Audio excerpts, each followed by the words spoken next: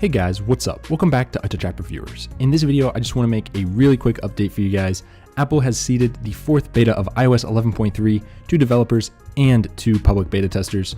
I kind of figured that considering they had a 2-week gap here, but I recommend everyone go and update.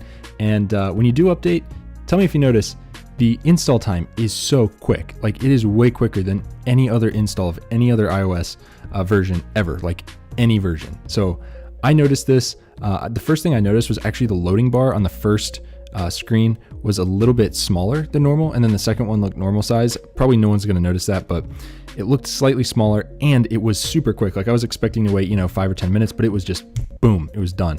So check that out. I mean, it takes a couple minutes, but it's way faster than any other update. There's actually one other YouTuber, BB's iPod Touch Help, Brandon Butch, whatever. He actually mentioned this as well in his video. The other changes are like when you're closing an app real quick and opening it, in the past, it would have like a black screen for a second. They fixed that. And then something with the weather app, which I never experienced any bugs like that. There were other bugs within iOS 11.3 beta 3. So hopefully they fixed them. I've just got it. I haven't had too much time to play around with it. But I'm assuming they fixed a lot of the bugs because that's what new betas are for.